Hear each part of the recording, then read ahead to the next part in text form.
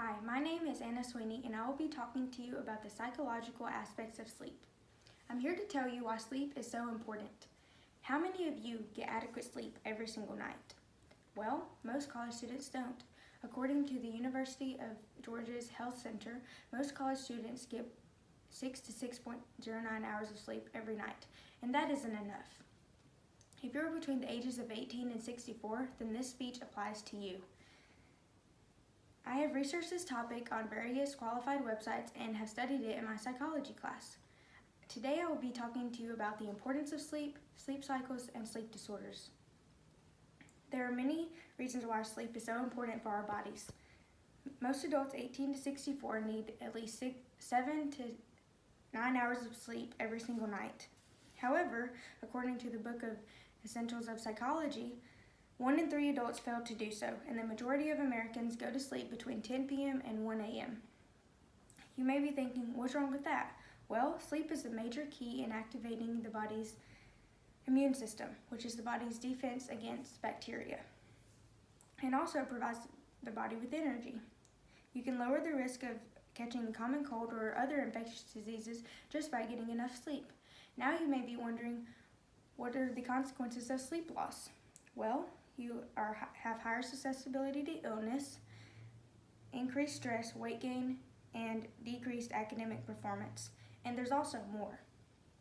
The more intense effects entail mental health issues, which I will talk about later on.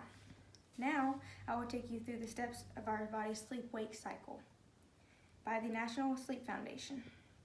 Our bodies begin in the ordinary wakefulness stage, which is when our bodies are about to go to sleep. Then we enter the relaxed wakefulness stage, which is when we fall asleep. Now we will begin the 5 stages of sleep. Stage 1 is light sleep, when our muscle activity slows. Next is stage 2, where we spend most of our time. When our breathing and heart rate slows. Then we go into the stages 3 and 4, which is when we begin deep sleep, in which our brain produces slow delta waves while our muscle activity and breathing is limited and rhythmic. Finally, we enter stage 5. This is where dreaming occurs, and dreaming occurs due to rapid eye movement, increased heart rate, and breathing. Trouble sleeping may result in sleep disorders such as insomnia, narcolepsy, sleep apnea, and more. Insomnia is the most common sleep disorder. Insomnia occurs when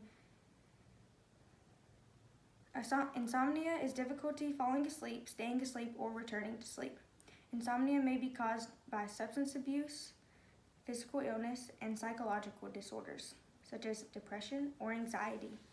One thing to avoid is to not bring worries to bed. This disrupts our body's ability to fall asleep. Narcolepsy is another disorder that occurs during the day when sudden, unexplained sleep attacks take place. For example, a person may be completely alert and then all of a sudden just fall asleep. This may last between 15 minutes or longer. These occurrences are very dangerous because they can happen at any time, like when driving. You can treat it by taking naps and taking medicine to maintain wakefulness. Last but not least, people also suffer from sleep apnea, which is when people momentarily stop breathing during sleep. This is most common in older adults and obese people. This happens due to enlarged tonsils and can lead to problems such as heart problems or diabetes. This is treated with a nose mask to keep the upper airway passages open, or even surgery to open the airways. Now, you have learned why our bodies need sleep. I've talked about the importance of sleep, sleep cycles, and sleep disorders. Believe it or not, about 40 million people in the U.S. suffer from sleep disorders each year, according to the National Institute of Neurological Disorders and Stroke. Now, how many of you plan to get 7 to 9 hours of sleep every night? My name is Anna Sweeney, and thank you for your time.